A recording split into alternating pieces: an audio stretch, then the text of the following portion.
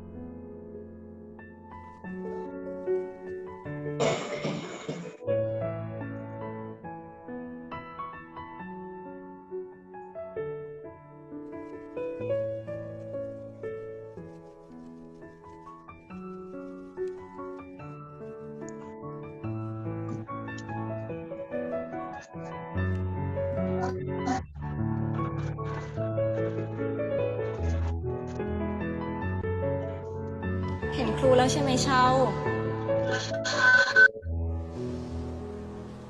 เราเจอกันแล้วนะ ดูนะ รูปสี่เหลี่ยมจัตุรัส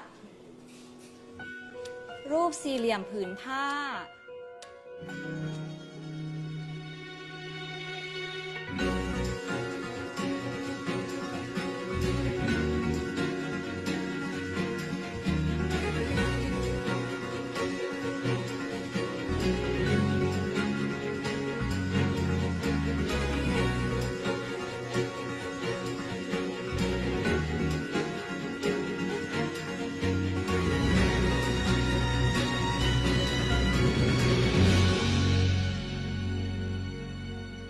คุณภาพการศึกษามันรวมถึงกระบวนการพัฒนาครูตั้งแต่ประถมเลยนะ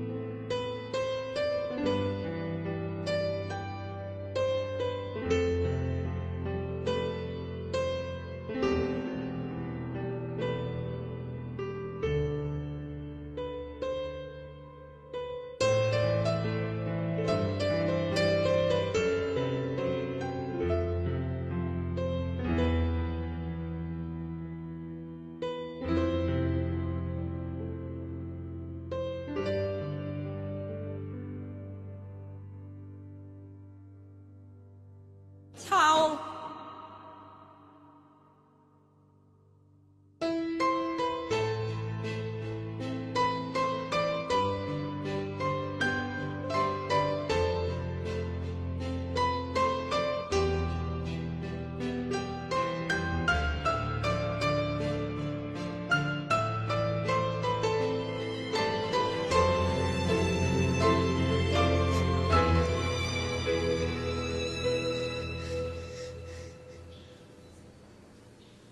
ครูกลับมาแล้ว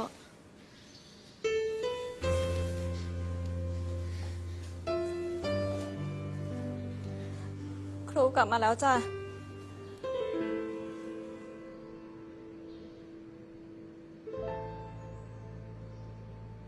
แรม13ค่ำเดือนยี่เป็นการนับวันแบบไหนคะและ14มกราคม2542เป็นการนับวันแบบพฤหัสเฮ้ย ติ๊งตองอ่ะ สุเมธต่อไปเปิดหน้า115ค่ะ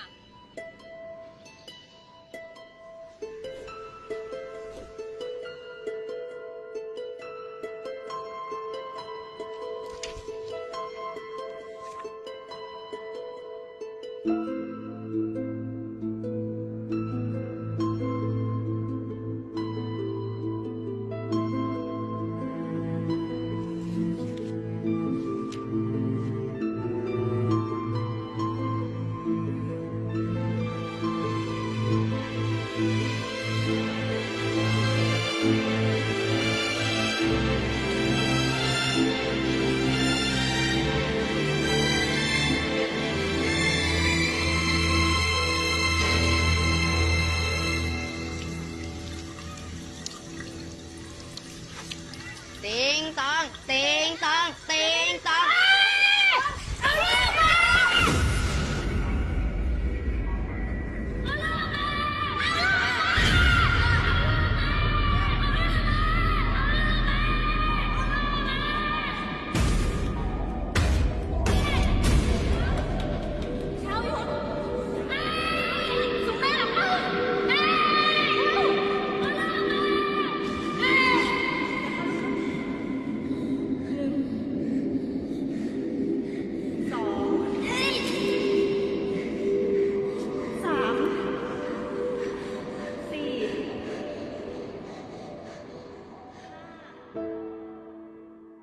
ผอ.ไม่ดูแลเด็กปล่อยให้เกิดเหตุการณ์อย่างนี้ได้ยังไงล่ะฮะ ใจเย็นๆสิครับ เด็กผิดปกติอย่างเงี้ยจะให้อยู่กับเด็กปกติได้ยังไง ต้องไล่ออกยังไงก็ต้องเอาออก เด็กมีพฤติกรรมก้าวร้าวจะให้เรียนด้วยกันได้ไงครับผอ.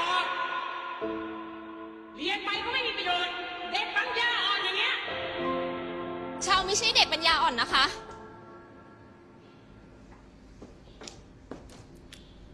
ตอบครูชาว14 กันยา 2542 เป็นวันอะไร อังคาร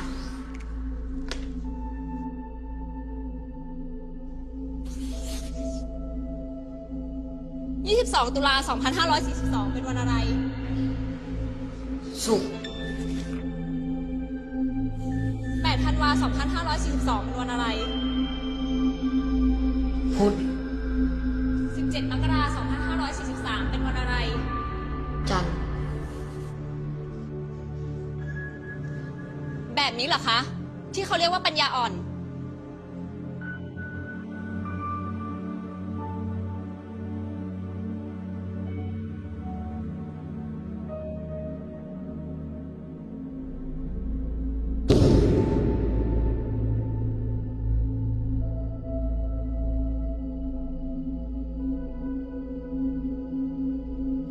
ให้ผมได้เรียนต่อ ให้ผมได้เรียนต่อ ให้ผมได้เรียนต่อ ให้ผมได้เรียนต่อ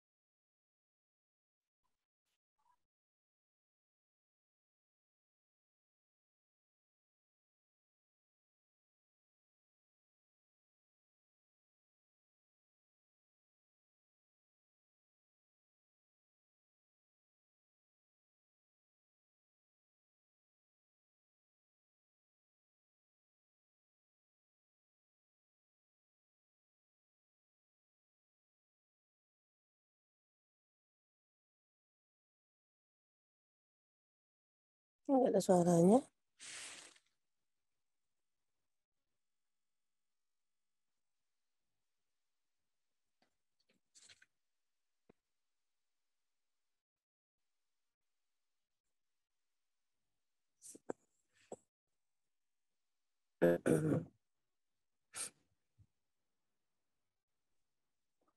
Baik, Bapak Ibu. Aduh, sampai sulit berkata-kata.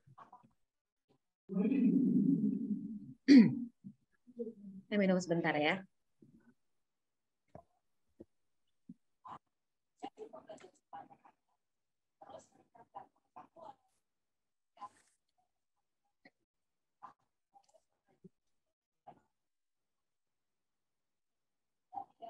Sungguh video yang baru saja kita saksikan itu begitu apa ya, menyentuh sekali ya, dan mungkin sudah sering kita temui ya di sekitar kita sebagai pendidik. Nah, saya tidak mau berpanjang lebar. Nah, kita akan segera mulai webinar kita pada hari ini ya.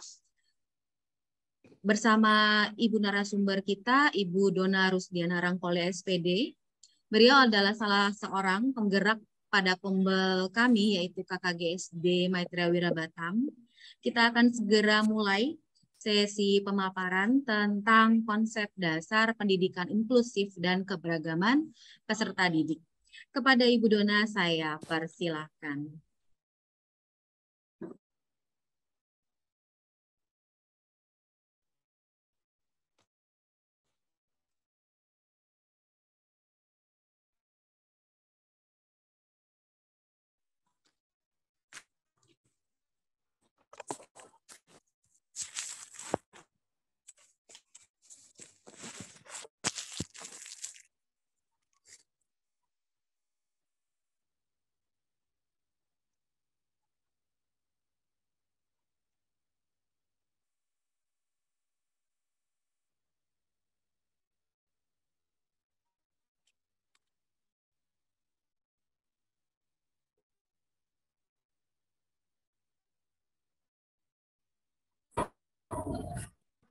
Baik, selamat siang Bapak Ibu.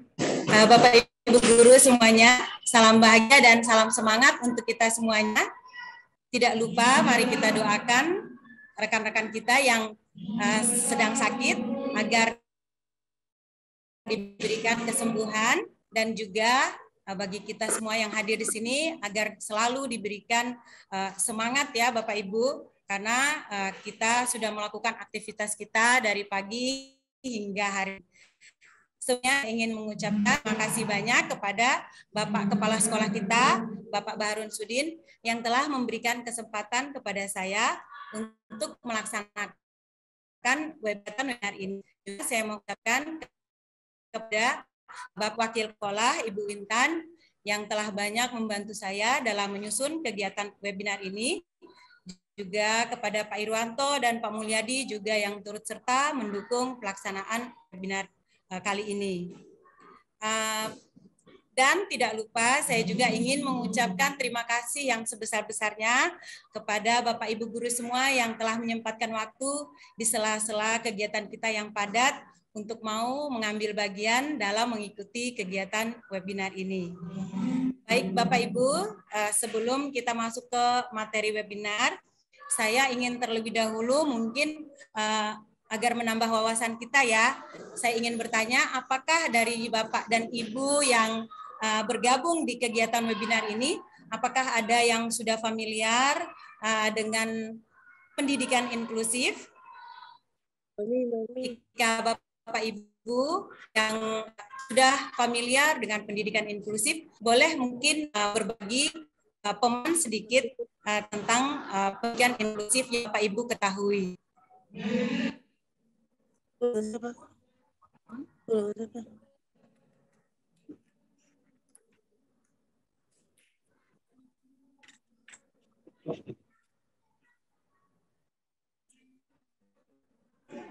Bagaimana Bapak Ibu, apakah ada yang sudah pernah mendengar tentang pendidikan inklusif ini?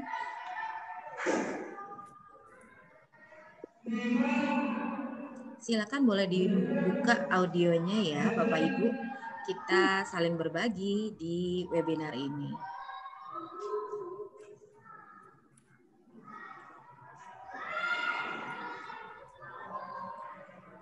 Sepertinya belum nih Bu Dona.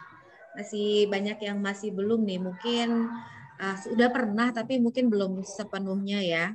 Maksudnya belum secara familiar mungkin.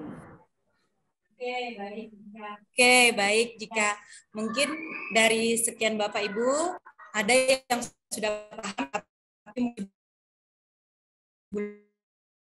belum memberikan tanggapan itu, nah, kita masuk ke materi webinar kali ini. Kita tunggu screen servernya ya dari Bu Intan.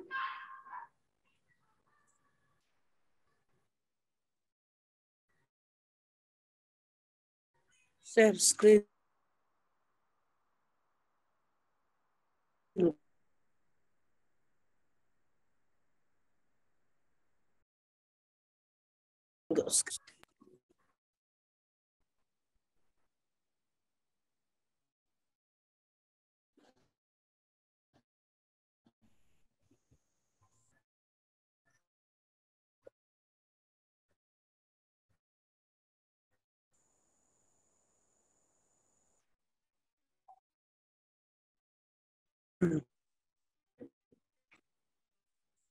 Akan masuk ke tahap pemahaman konsep terlebih dahulu, yaitu konsep dasar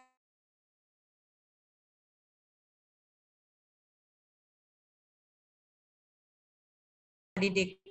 Seperti slide yang kedua, untuk konsep dasar pendidikan inklusif sendiri itu terbagi atas beberapa sub-tema.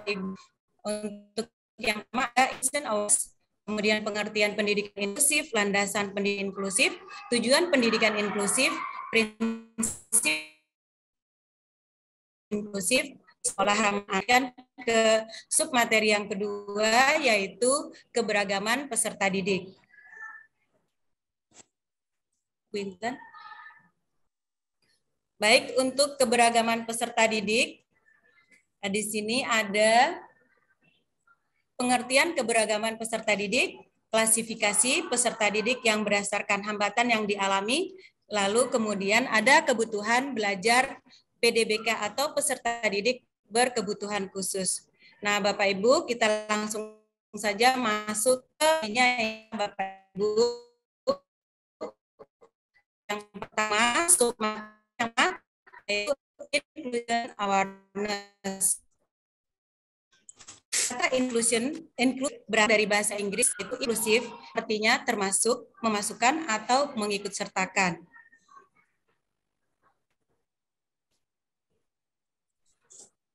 Bapak Ibu, pemahaman masyarakat pada umumnya tentang disabilitas atau disabilitas dengan diskriminasi yang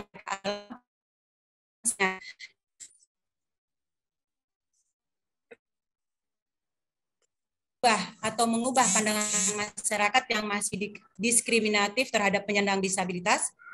Semua dapat kita lakukan dari dunia pendidikan, di mana anak-anak selalu kita ajarkan hal-hal yang baik dan positif, serta selalu diberikan contoh-contoh dan pemahaman yang baik. Maka akan menumbuhkan rasa empati, simpati, dan saling menghargai. Hal ini dapat merubah atau mengubah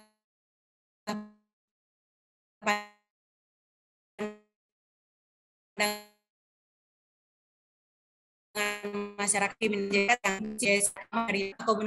mengakomodasinya ke dalam kehidupan atau tatanan maupun infrastruktur yang ada di masyarakat. Bersama atau melalui pendidikan inklusif, kita dapat mengikut sertakan atau memasukkan anak-anak berkebutuhan khusus untuk bersekolah di sekolah reguler bersama dengan anak-anak lain pada umumnya. Kita lanjutkan ke slide-nya, yaitu pengertian pendidikan inklusif.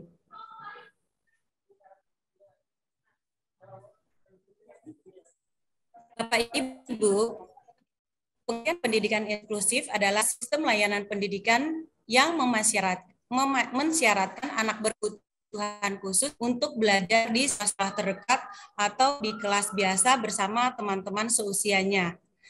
pendidikan inklusif itu merupakan sebuah sistem layanan pendidikan yang memberikan kesempatan kepada semua anak untuk belajar bersama di sekolah umum dengan memperhatikan keberagaman dan kebutuhan individual sehingga potensi anak dapat dikembangkan secara optimal.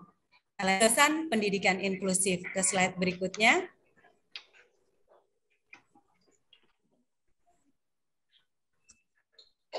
Bapak Ibu, landasan pendidikan inklusif di 3, yaitu landasan filosofis,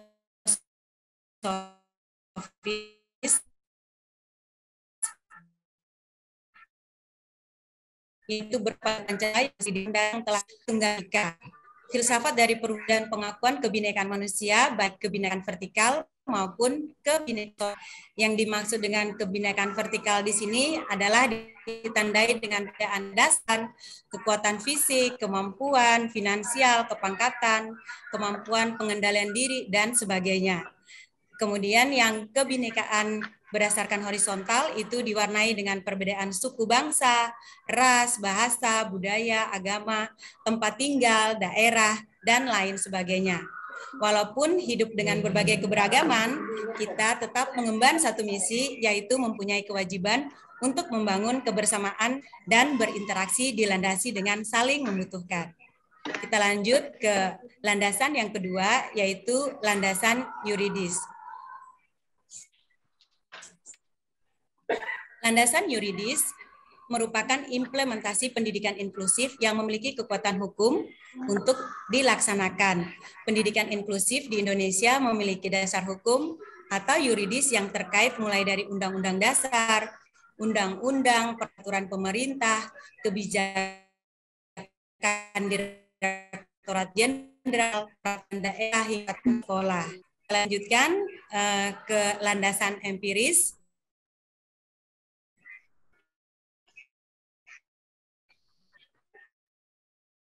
Baik, berdasarkan hak aplikasi dan psikologi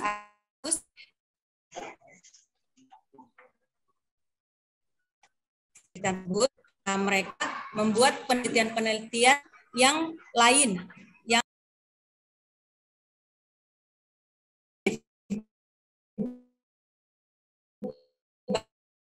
baik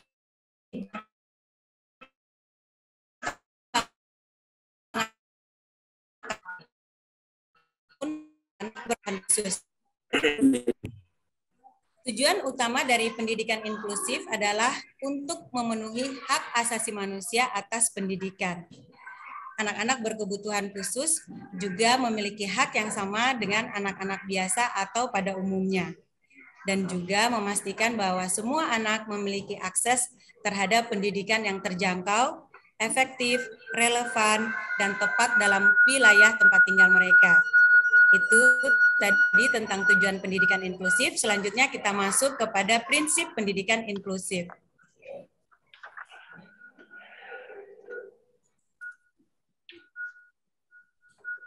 Baik, konsep yang paling mendasar dalam pendidikan inklusif adalah bagaimana agar anak dapat belajar bersama dan belajar untuk hidup bersama.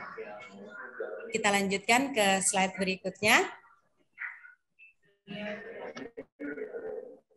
Dalam upaya menciptakan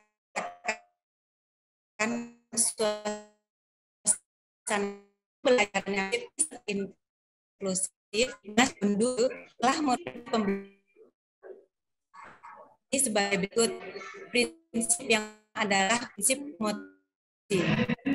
Guru senantiasa kita tetap memiliki gaya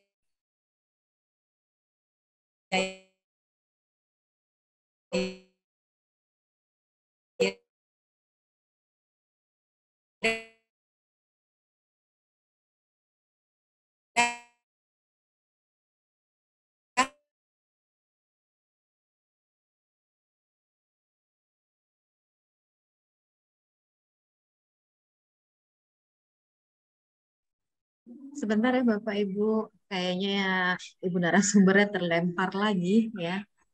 Sinyalnya memang lagi kurang baik ya hari ini. Harap bersabar ya. Oke, Bapak Ibu, kita lanjutkan kembali pada prinsip yang kedua, prinsip latar atau konteks, yaitu guru perlu mengenal siswa secara mendalam, menggunakan contoh, memanfaatkan sumber belajar yang ada di lingkungan sekitar, dan memaksimalkan mungkin menghindari pengulangan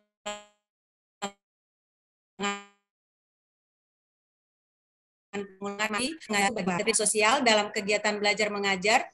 Guru perlu mengembangkan strategi optimalkan interaksi antara guru dengan siswa dan lingkungan, serta interaksi banyak arah.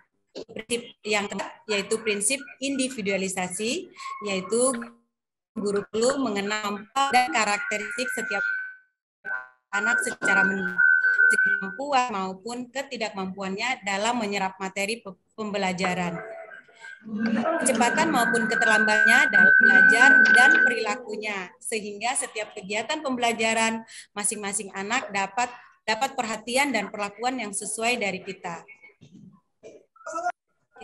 Kita masuk kepada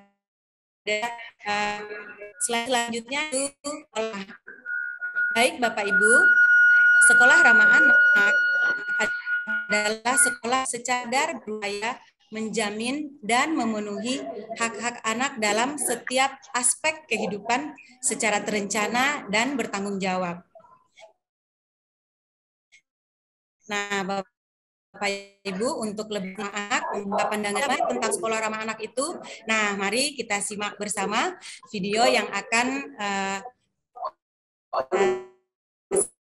saya tampilnya, simak sama.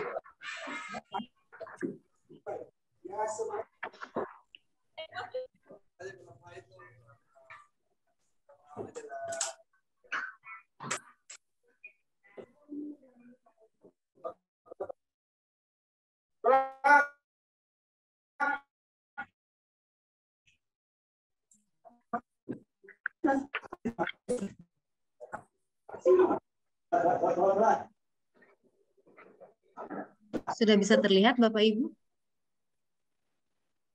Sudah bisa terlihat videonya?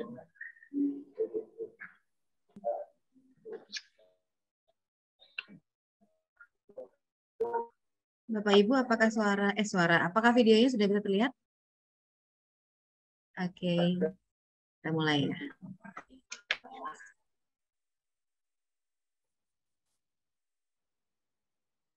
Sudah, Bu.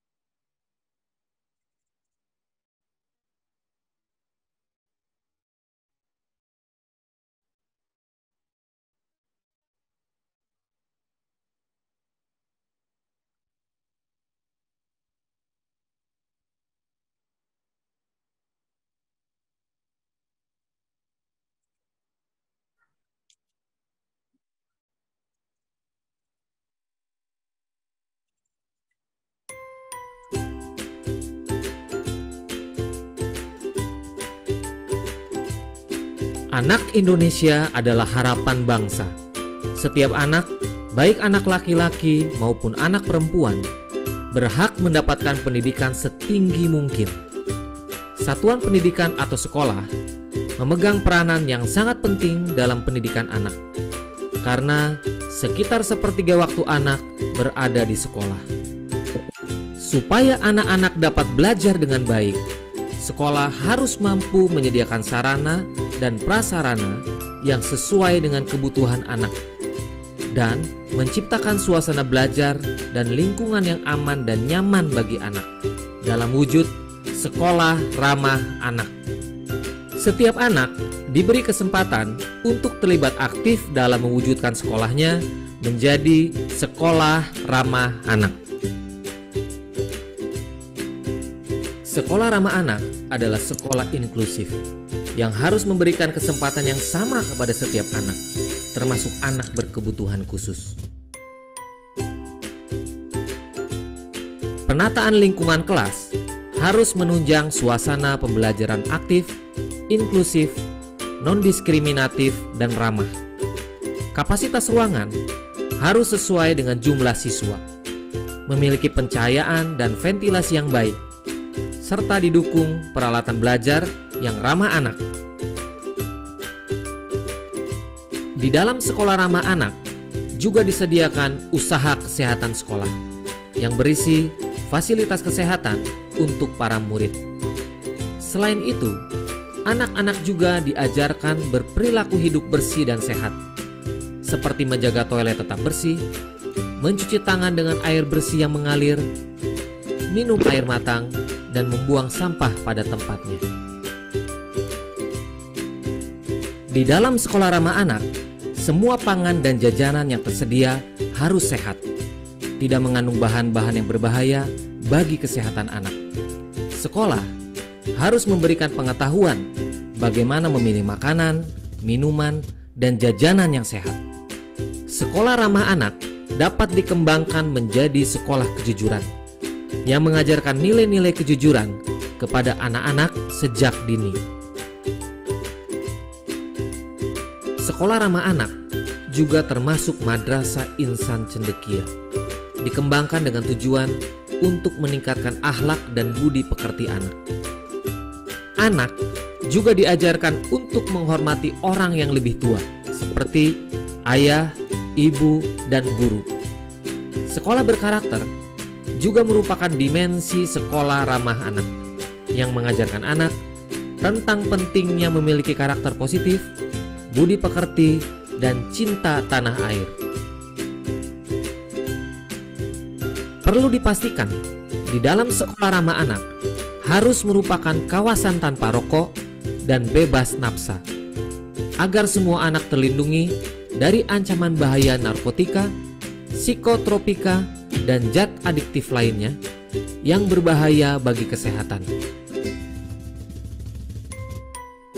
Sekolah ramah anak perlu diperlengkapi dengan ruang konseling, ruang kreativitas untuk kegiatan budaya seperti musik, tari, lukis, dan lain-lain, serta tersedianya lapangan olahraga, area bermain, dan tempat ibadah.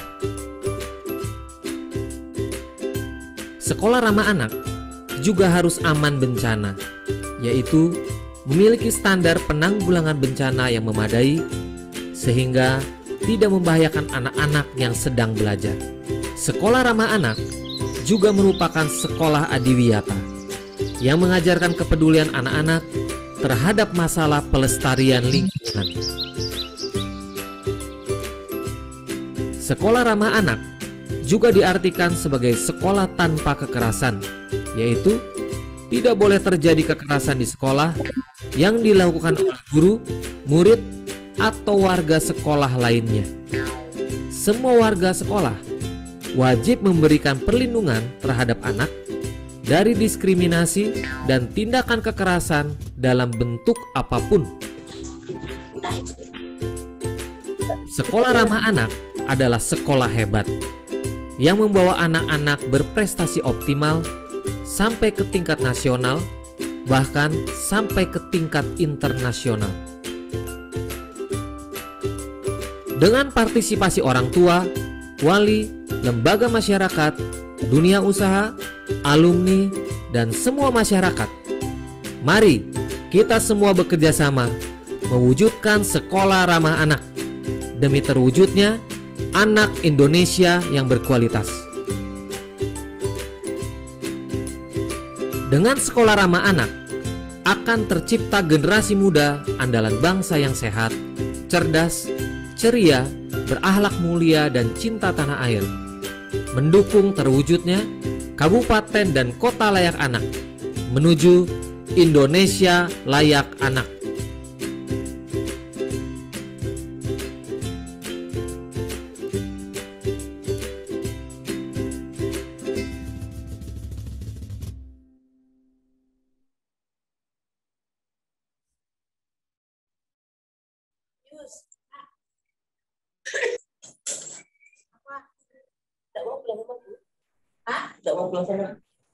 Baik, Bapak dan Ibu, tadi kita sudah menyimak sekolah ramah anak ya, sekolah yang berupaya menjamin dan memenuhi hak-hak anak dalam setiap aspek kehidupan secara terencana dan bertanggung jawab. Nah, sekarang kita masuk ke mekanisme layanan PDBK di sekolah inklusif. Nah, Bu Intan, kita lanjutkan ke slide berikutnya.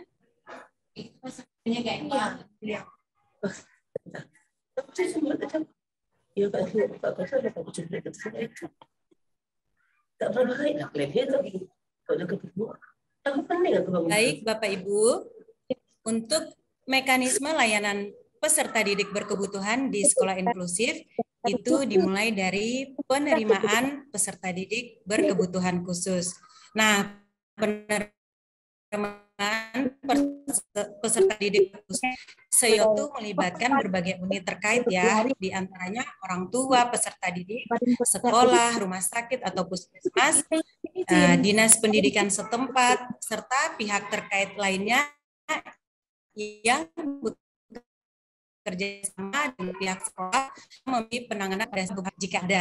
Nah, Bapak Ibu, secara grafis mekanisme penerimaan peserta didik berkebutuhan khusus di sekolah penyelenggara pendidikan inklusif disajikan dalam beberapa alur atau skema ya. Nah, boleh kita lihat untuk pertama, orang tua yang sudah sadar bahwa anaknya ini memiliki kebutuhan khusus dapat langsung mengarahkan anaknya atau membawa anaknya ke rumah sakit kepada dokter anak atau pihak rumah sakit yang biasanya menerima siswa berkebutuhan khusus. Kemudian indikasi dapat dari rumah sekolah atau rumah sakit langsung ke dinas pendidikan, dan nanti dari dinas pendidikan ke skema yang pertama. Nah, kita lanjutkan ke skema yang kedua.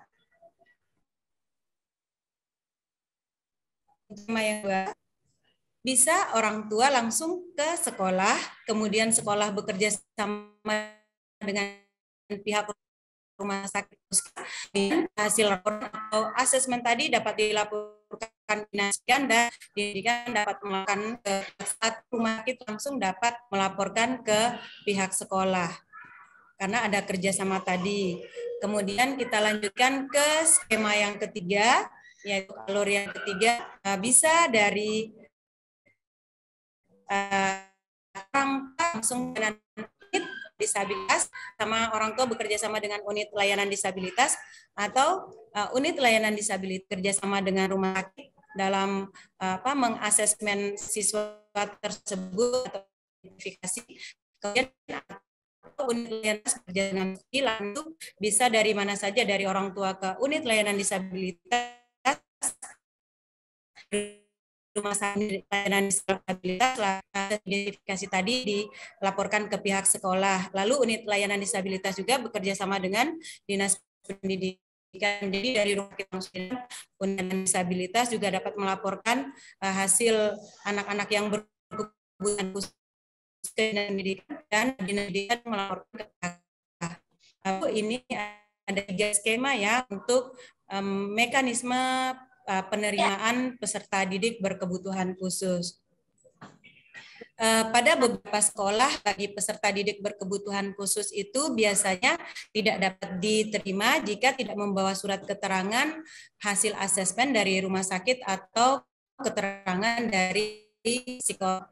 Kenapa demikian? Dapat di kemudian hari dapat menimbulkan kesulitan bagi guru dalam melayani peserta didik yang bertanya, Bapak Ibu. Nah, oke, kita lanjutkan ke prosedur dilakukan saat peserta didik baru. Prosedur yang pertama biasanya dilakukan identifikasi. Identifikasi sendiri adalah kegiatan menandai sesuatu yang dimaknai sebagai proses jaringan atau proses menemukan kasus, yaitu dalam konteks menemukan anak yang mempunyai kelainan atau proses ini terhadap siswa yang berkebutuhan khusus.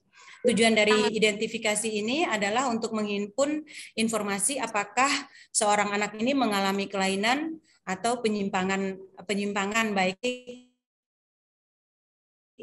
intelektual, sosial, dan-nya. Dari hasil identifikasi ini maka muncul asesmen atau layanan. Nah, asesmen sendiri adalah upaya untuk mengetahui kemampuan-kemampuan yang dimiliki atau hambatan, kesulitan yang dialami.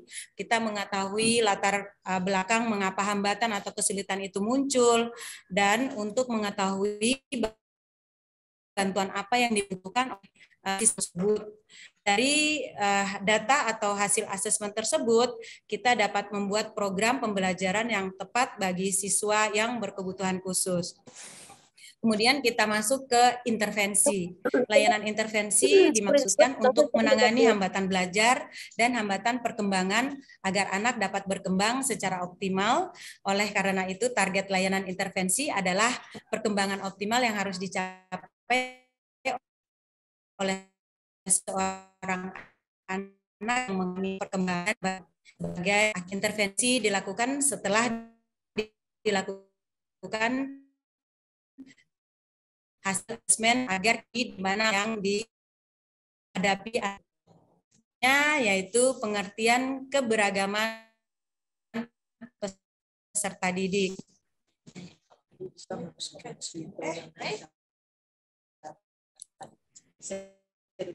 Peserta didik di sekolah ada ya Bapak Ibu, memiliki keunikan.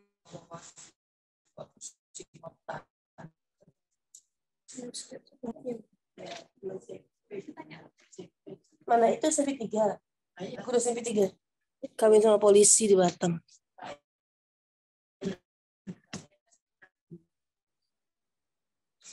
Dia udah SMP 3 atau 4?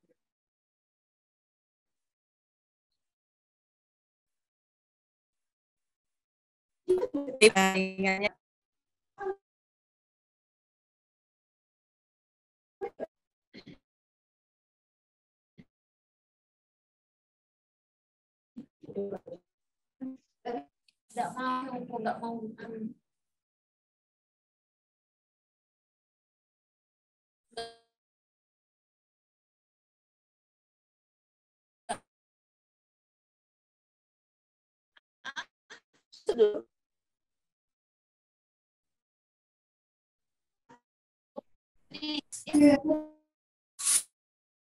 Aku screenshot.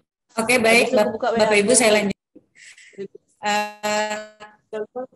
Walaupun anak berbeda keyakinan, gender, belakang keluarga, harapan, dan kemampuan, mereka memiliki kelebihan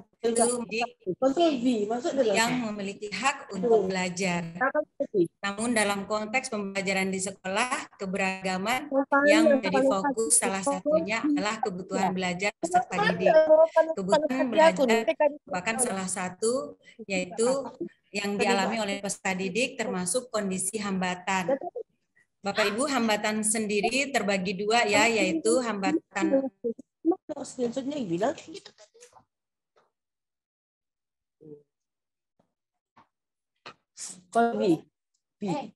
Kontrol B.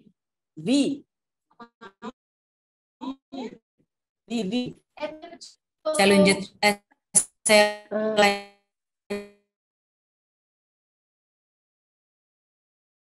kembali ya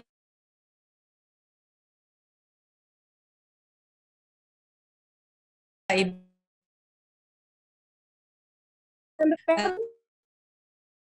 Oleh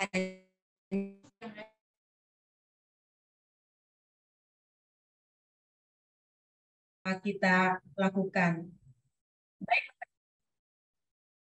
Baik Bapak Ibu, kita lanjutkan lagi ke berikutnya ini agak banyak ya Bapak Ibu kebutuhan pembelajaran bagi PDBK Cerdas Istimewa dan Bakat Istimewa adalah sebagai berikut, yaitu program pengayaan horizontal yang meliputi pengembangan kemampuan atau eksplorasi, mengembangkan pengayaan dalam arti memperdalam dan memperluas lagi hal-hal yang ada di luar kurikulum ya Bapak Ibu, biasa dengan pengayaan, dengan soal-soal mungkin yang tingkatnya lebih di atas pembelajaran biasanya. Kemudian kita masuk ke, sama ini tadi program pengayaan vertikal ya Bapak Ibu, ya dengan akselerasi, percepatan atau maju berkelanjutan dalam mengikuti program yang sesuai dengan kemampuannya dan jangan dibatasi. Kita masuk lagi kepada kebutuhan pembelajaran PDBK dengan kesulitan belajar atau spesifik. Nah, berikut ini yang harus dilakukan dulu dalam menangani PDBK tersebut adalah perkenalkan belajar alfabet secara sekuen atau berurutan, secara bertahap dan berurut. Misalkan kita mengajarkan mungkin hari ini A sampai D, besok kita minta diulang lagi A sampai D, kita sampai paham betul A sampai D, baru kita lanjutkan lagi ke huruf berikutnya. Kita lanjutkan ya Bapak Ibu. Kemudian alfabet diperkenalkan menggunakan huruf-huruf dari kayu, plastik, atau karton ya Bapak Ibu, sesuai dengan kreatif kita masing-masing sehingga PDBK dapat melihat huruf, mengambilnya, merasakannya dengan mata terbuka atau tertutup dan mengucapkan bunyinya. Kita lanjutkan. Demikian ya Bapak Ibu kegiatan webinar kita hari ini yang penuh dengan keluar masuk ya karena jaringan tidak stabil, tetapi saya tetap mengucapkan terima kasih banyak atas Bapak Ibu guru yang telah dengan penuh semangat tetap mengikuti kegiatan ini. Demikian Bapak Ibu, terima kasih atas antusias Bapak Ibu ya dalam mengikuti kegiatan webinar kita. Boleh dilanjutkan Bu Intan, kegiatan selanjutnya kita yaitu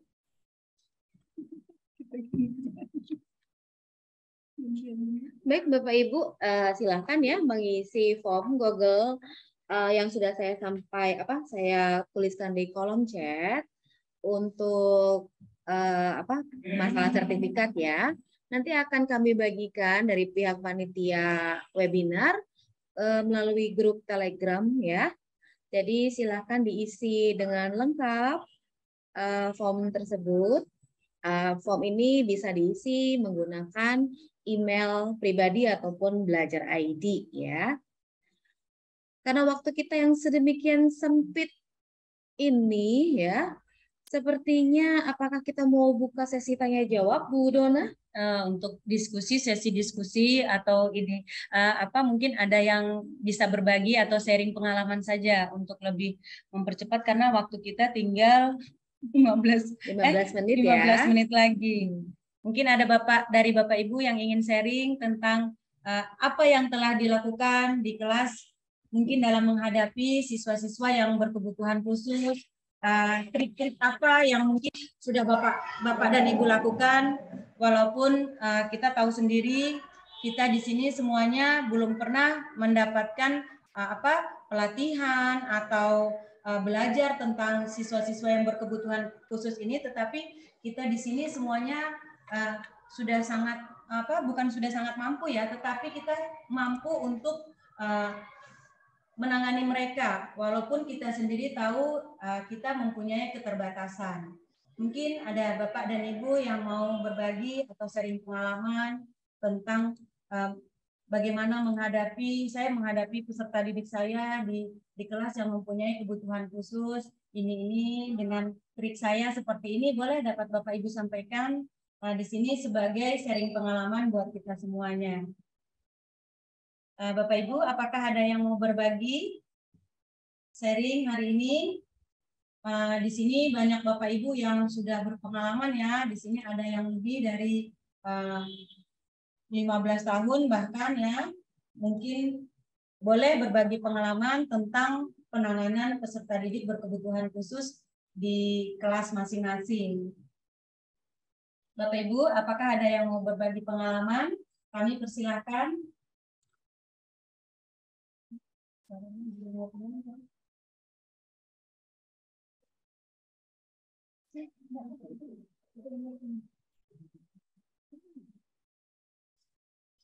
Halo, mungkin Bu Utami atau Bu Hela atau Pak Herman.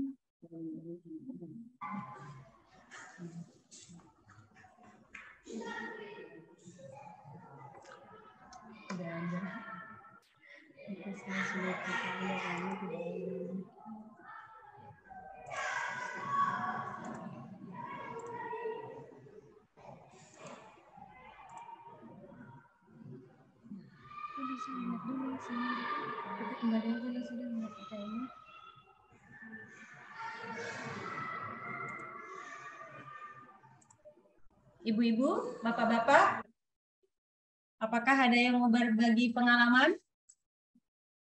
Kami masih menunggu. Sepertinya sudah cukup jelas ya Bu Dona ya. Jika nanti kita mengadakan webinar yang sama, bagaimana ini kelanjutannya? Apakah Bu Dona bersedia mungkin menjadi narasumber kembali? Apakah mau disediakan webinar lanjutan tentang pendidikan inklusif ya? Tentang pelatihan penanganan bagi siswa berkebutuhan khusus. Bagaimana Bu Dona? Oke. Siap ya jadi narasumber ya? Baik, siap. Tapi Bapak Ibu guru semuanya juga harus siap nanti untuk mungkin sharing pengalaman tentang bagaimana dalam menghadapi siswa berkebutuhan khusus di kelas masing-masing. Baik, apakah ada yang mau sharing? Kita persilahkan. Sambil menunggu mungkin kita bisa foto bersama ya, supaya ini ya sebagai kedatangan kita webinar kali ini. Silakan Bapak Ibu dibuka kameranya ya, kita foto bersama.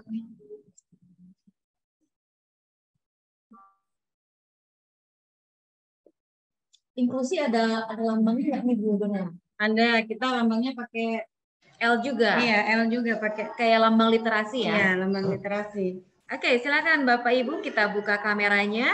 Kita akan berfoto bersama. Ini adalah sesi foto bersama ya.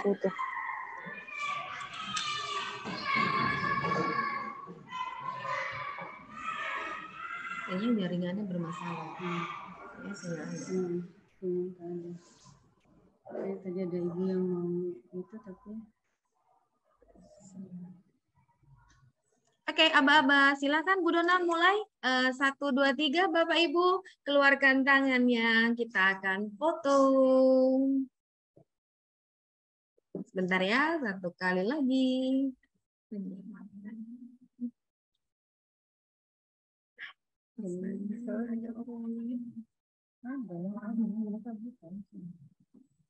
Oke, terima kasih.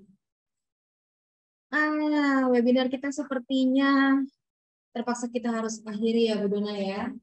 Benar, Bu Intan. Sungguh luar biasa sekali ya dan bermanfaat sekali webinar ini Bapak Ibu ya. Dengan webinar ini menambah pengetahuan kita tentang pendidikan inklusif dan betapa beragamnya pendidikan di sekolah ya. Dan mungkin apa yang sudah dikatakan Bu Dona tadi itu kita bisa temui dalam keseharian kita sebagai pendidik. Semoga webinar kali ini dapat memberikan pemahaman kepada kita para pendidik ya, agar kita juga bisa menyadari bahwa anak-anak tersebut juga adalah anak-anak kita bersama ya.